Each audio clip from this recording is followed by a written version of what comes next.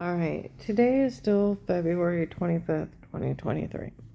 Chaos, craziness. After I got done doing the last video while I was walking around Mescris Park, I came up around where they got a dog area. There's some guys sitting out there, and they're like, no one better say a word.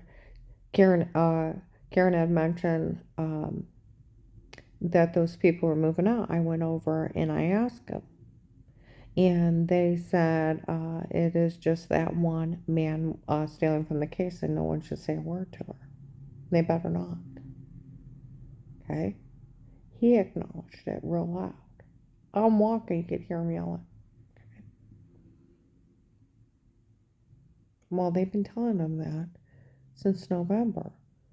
I mean, they yelled it out on November 11th, Maslin 3rd Street. December 2nd, uh, Wendy's Alliance. That it's just the one man stealing every dime from the case since day one. It's Will, the agent that called me back. Uh, mm-hmm. I mean, then there's more and more and more list of people knowing it's just him. It's Michelle's dad. That's why he picked it up out of his area. It's why he bullied me. It's why he told on me. He set up this big scam. And, one thing with being an informant, I know my car is bugged, and people walked in saying stuff that they heard in my car. And these people are so dirty they sold a login. So the only thing perk about that is I can give them a piece of my mind and not roll my window down and say anything. I can say it within the privacy of my car. Okay? So it's like you do realize these people are basically cannibals. You want to put it this way? They're cannibals. They feed off the dead and the wounded. They think they're entitled.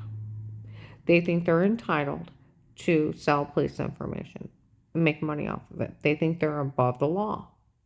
They think that they can sell women and children into human slavery and have them murdered, and they're entitled to do that. These people are cannibals. They feed off the dead and the wounded. They think that they can have me raped and tortured, publicly humiliated, and feed off the money of videos of it. And while they steal, and they're entitled to steal from the federal government from the witness protection program. That agent that called me back is like a cannibal. He feeds off the dead and the wounded. And he causes his own victims as where he goes. And these people think they're so entitled that they can just hurt anybody they want and make money off of it because we're just pawns to them. And we're just something they kill, manipulate for money because they're entitled. And we're just cattle to them. You do realize that. So where these people help them out, these people are like cannibals. They feed off the dead and the wounded. They don't care who they kill or hurt because they're entitled. They're above us. And they think that they are above the law. They are sick and warped and within their own minds. And these people worship them like occult gods and think that they are that entitled. They are not. You know why they have made it this far?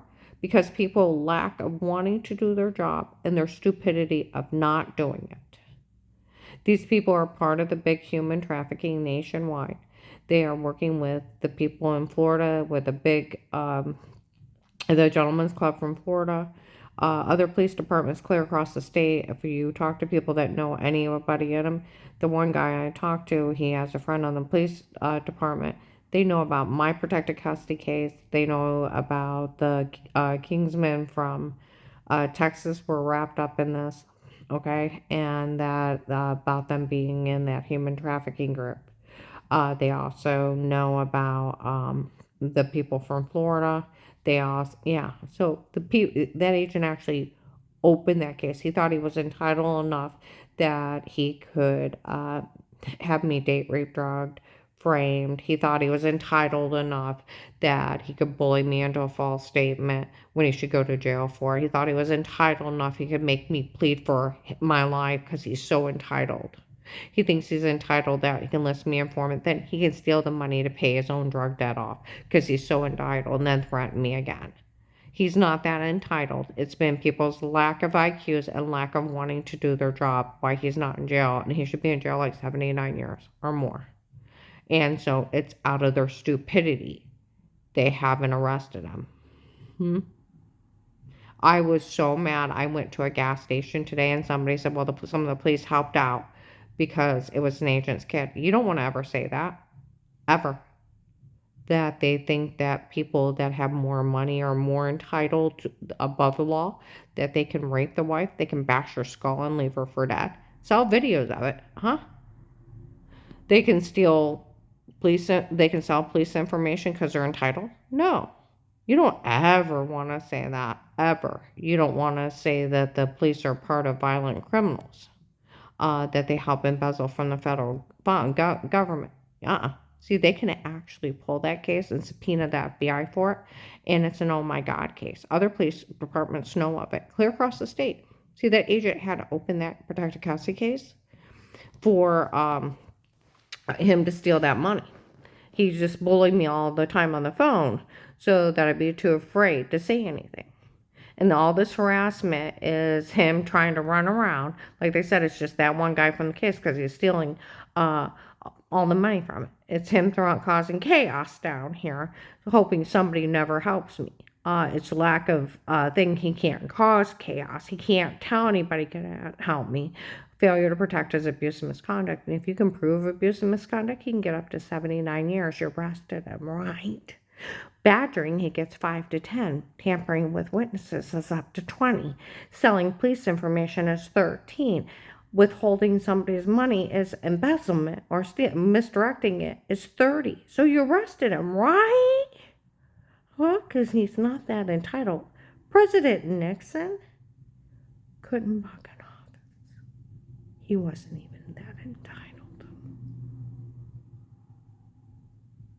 Like I said, it's been people's low IQs not wanting to do their job.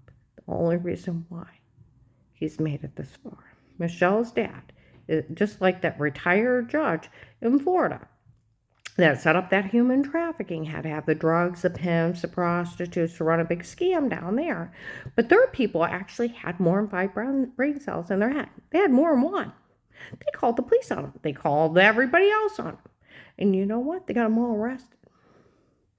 Do you know what Ohio does? They sit back and laugh because they're not smart enough. And like other people do is yell at them and tell them how not funny this is. No, it's not. Because there's the one ad at the Oakland apartment said the COVID virus has caused some kind of great mental illness. It's like everybody's got brain damage around here. None of this is funny. People even gave them their children to take out. There's a human trafficking group. They're grabbing other people's children and selling them. This is how stupid they are. They're date rape drugging me, raping me, showing videos of it to their children. Oh, you want to take my kids out? Go ahead. You know what I think? Everybody to let their kids go out with them, they need to lose them. They gave them to drug addicts, prostitutes, and human traffickers. They put their lives in danger by letting them around these people. So what happens? They should not be allowed to be parents. Because they can't be trusted with their children not to give them to villains. Can you give your kids to these kind of people to watch them? No. You lose them. That's how stupid these people, for $5, they'll do anything. They're actually that stupid. I look at them with disbelief and disgust. You know, on the way back from Maslin today, I said, you know, I got to thinking a few weeks ago. You know, my father did not teach me to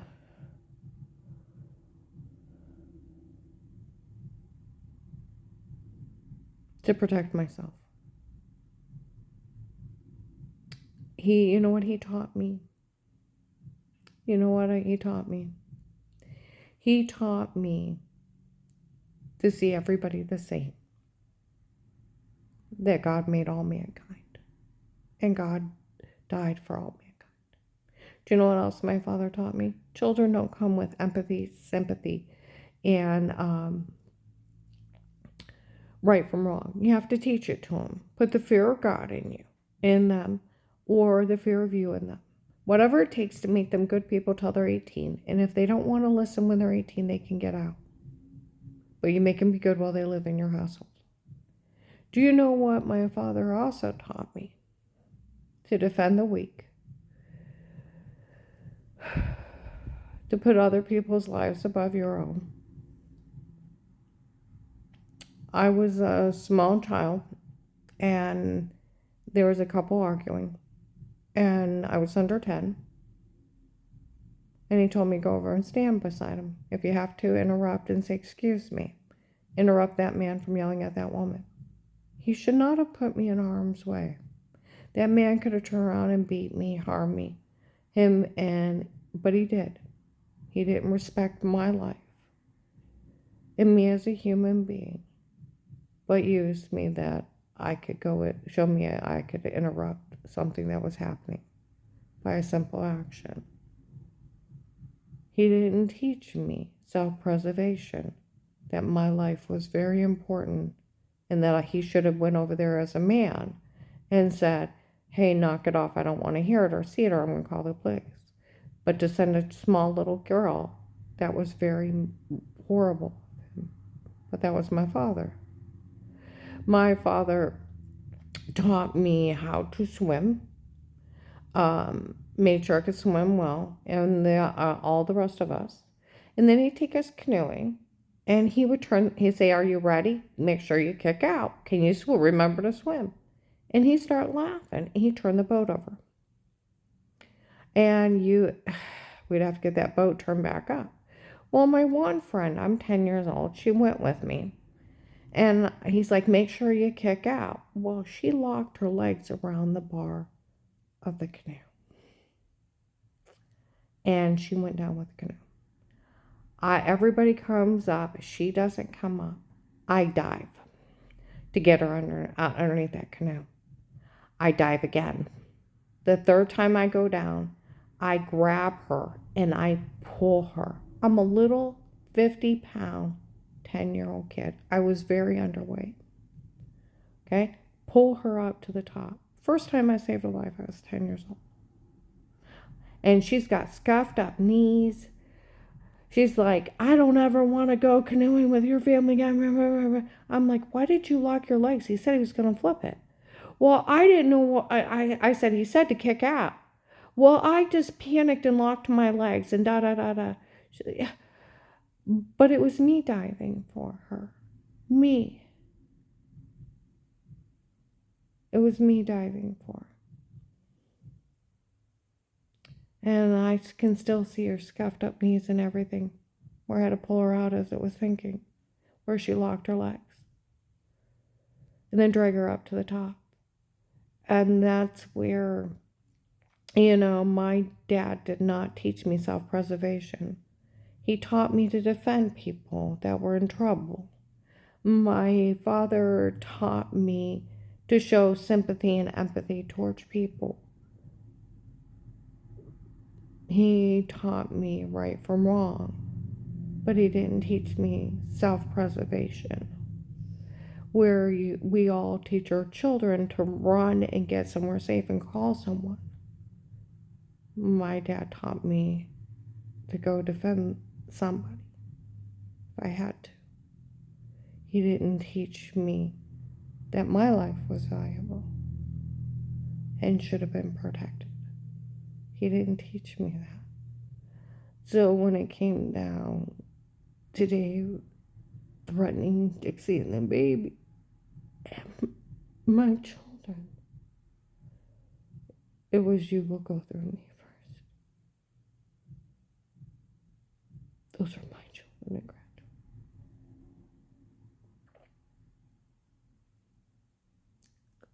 I will get proof on you if I die.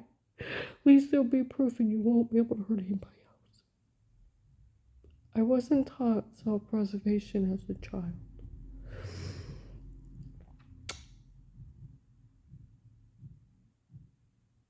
I wasn't. You know, they were so reckless with me. Um, I remember being 10 and a small twister was going through the town and things are getting blown. And I'm standing on a front porch watching things getting thrown across the field. A 10-year-old should have been hid where it was safe, not standing on a porch watching. See what I mean? They did.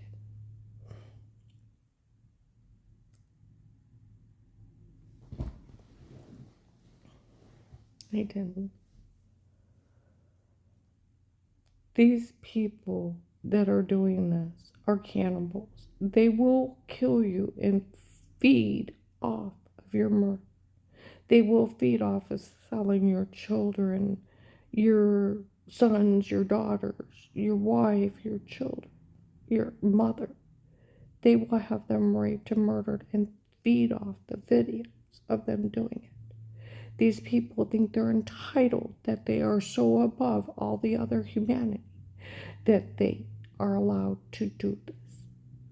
They think that they can steal from the federal government and everybody should help them because they are entitled. They think that they are above everyone in the United States and everybody should worship them, and they are nothing but cannibals that feed off of the wounded, hurt, murdered, raped, and tortured. And they are so mentally ill, and people follow them like a cult. And it is just them stealing from the case and selling human beings in that big human trafficking group. And that the law in this area should be ashamed of themselves. They should have arrested them on the first day, like the other officers from out of this area. They should have arrested them on the first day.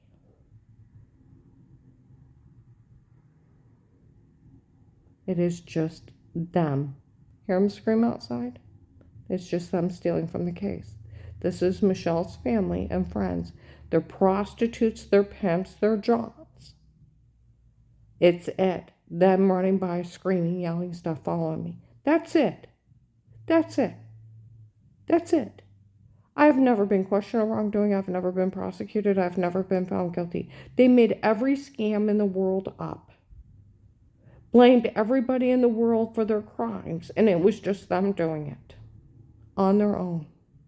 See, but the unique case is that agent opened up a case so he could embezzle from the federal government, had an officer talk to Dave. September 27th, 18, around that date, was it opened, and listed an informant, put in the witness protection program with all the money and all the other things, and he sold it all for himself and for his drug addict prostitutes and the drug dealers. And so he could pay to human traffic more people out of this area to make more money off of more human lives. And these people are fools and stupid for helping